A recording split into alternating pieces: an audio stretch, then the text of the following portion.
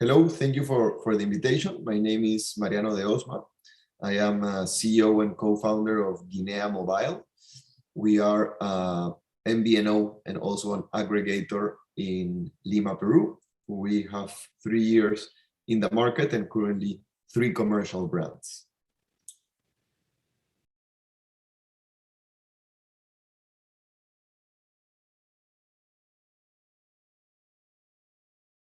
Having a digital setup MVNO fully brings a lot of benefits to the company. However, this has to be applied to the reality of every country specific. Depending on the bancarization and depending on the regulations of a country, is that one MVNO could really target the fully digital setup. This obviously brings a lot of cost-saving initiatives and also enhances the user experience of the client. However, I believe that due to certain regulations on our side of the world, I come from Latin America and Peru, it is almost impossible to have a fully digital setup due to the macro country specifics. Just to give an example, right? Almost 40 to 50% of the country is bancarized. Hence, having a fully digital setup is complicated, and it's necessary to have physical top-up places. It's always been our goal as an entry MVNO, the second MVNO to enter Peru, to challenge the regulations since the beginning through innovation, proving processes can be better, and also come with the security part that the regulator is always trying to enhance. This has definitely helped us to move to a more digital operator. However, the hybrid cannot be left apart, in my opinion.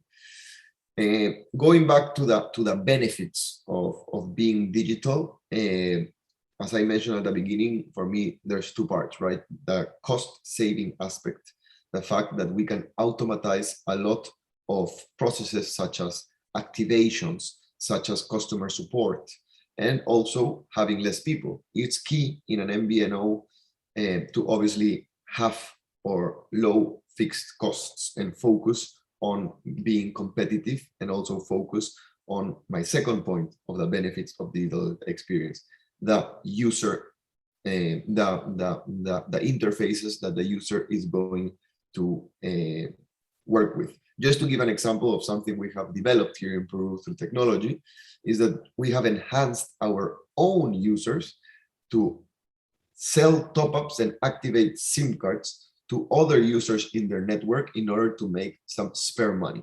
What do I mean? We developed an app that permits these users to be found by people around them in order to request SIM cards, in order to request top-ups, and to create that mini economy for these users. Hence, instead of paying the transaction cost that we pay to typical banks or to typical money collectors, we basically give them also to our own user base. And this is a clear example of how becoming fully digital can be something positive for the user experience and also for the company in terms of cost saving. I believe that much more resourceful company or MVNO would obviously focus mainly on user experience. However, my background is different. I am an entrepreneur that started an MVNO with some business partners from scratch. Hence, we also focus a lot on how, through automatization, we can save costs and focus those efforts on acquisition and technology developments. Lastly, I believe, going more to the hybrid part, there's parts of the market, even in niche and segments, that still want to be served in presence, as well as some regulation aspects, such as swapping a SIM card, that need to be done in presence. Hence, we have to focus our efforts again on how we can challenge current barriers, and second, how we can understand our clients' needs better to become attractive.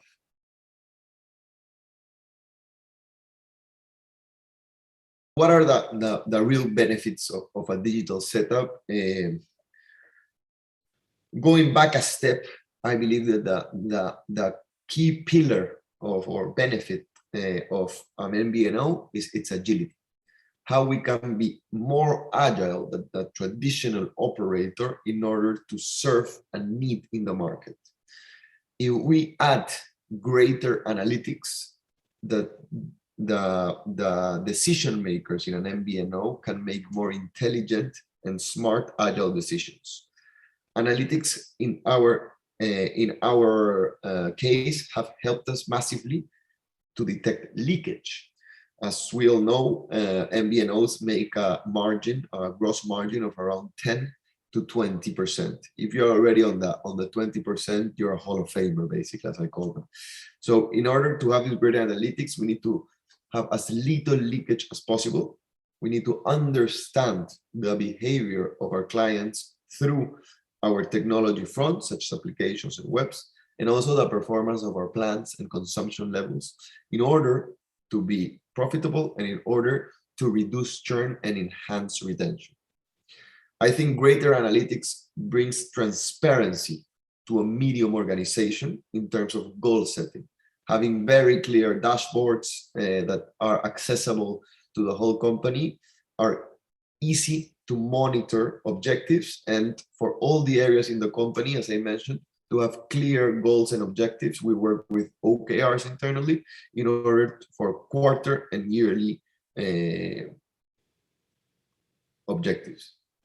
Another example is also using machine learning in subscriber data in order to predict churn. Hence, we can automatically work with, for example, retention campaigns through different channels in the digital ambience that are not very expensive once implemented, right? We do not need to start calling people in a list like traditional operators still do here. We just do it through the automatization and the relationship that our clients have with our technology fronts. In our experience working with MVNEs, we believe that there's no, or at least in Peru, there is not an ideal CRM box solution focused on MVNOs. We have really worked on developed our own. For over a year and a half, we've been adding modules, and nowadays I could say that we have almost a full ERP 100% focus on MVNOs that cover different segments, right? Such as the B2C market, B2B, and we have also included the IoT business model that's gonna start ramping up in Peru. And lastly, the digital setup really helps on scalability, right? By not having not having many physical stores, by not having a bunch of sellers on the streets. The digital setup permits you to scale and be in your segment or depending on the strategy that one implements in the country.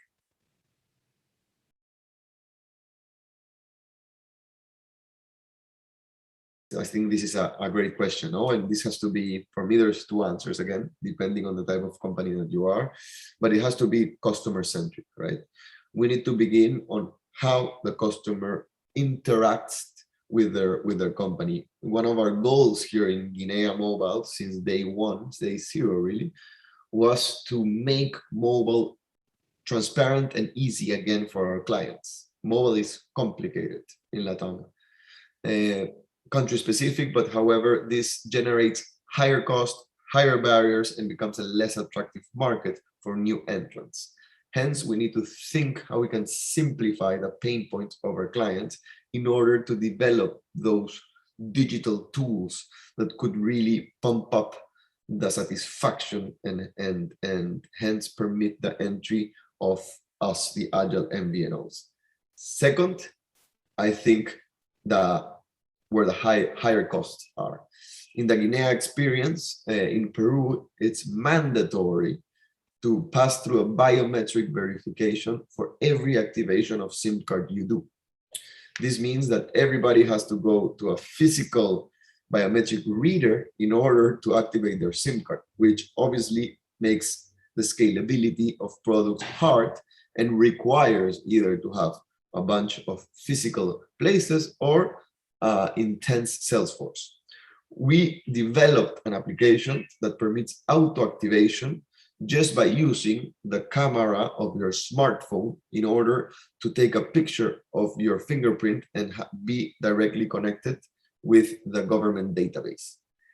We launched with this product, and due to the context of the country and the context of the world in terms of the pandemic, now all operators have adopted our solution, which means that we were actually able to scale without all of these pain points. Hence, instead of assuming and going with what would have meant high fixed cost for us, we developed an application that was easily a digital tool that helped us acquire the customer base. Additionally, we also work, let's say, with only digital promotions. We do not do the traditional ways of retaining clients. It is 100% focused on greater analytics that permits us to get the promotions to the exact mini segments between our customer base.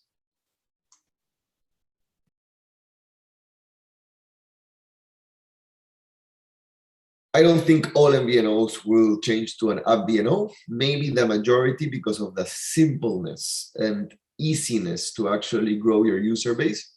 However, putting a parenthesis, AppVNOs are eSIM dependent, right? So we obviously see a curve in order to become fully AppVNO driven, not only because of hardware needing to have the capability of accepting eSIMs, but also as the penetration of clients willing to use it, right? In Peru, for example, we have a brand called Peru SIM that is 100% focused on the tourism market. We have a high influx of tourists every year. Hence, it would be ideal for the customer experience that they can just get a QR, activate their SIM card, download our app, and just as you land in the plane, you can start navigating, right? That would be absolutely perfect. Additionally, AppVNO obviously cuts massively the distribution costs and the environment, and helps the environment, of course. In developing markets, this is going to take a higher time than in Europe. I think Europe is at a faster pace to develop this. There are clear examples such as Nice Mobile in Norway, which is 100% AppVNO that I've been following recently. And something else that will really enhance the combination of AppVNO and eSIM is the leverage that the MVNOs can start putting on the MNOs, meaning that in order to change from a host operator to another, you could actually have a much higher conversion than actually physically changing every SIM card of every client for this. And not only for negotiations, but also for future buyouts, no? I think it's gonna give us a lot of leverage, and it's definitely going to help.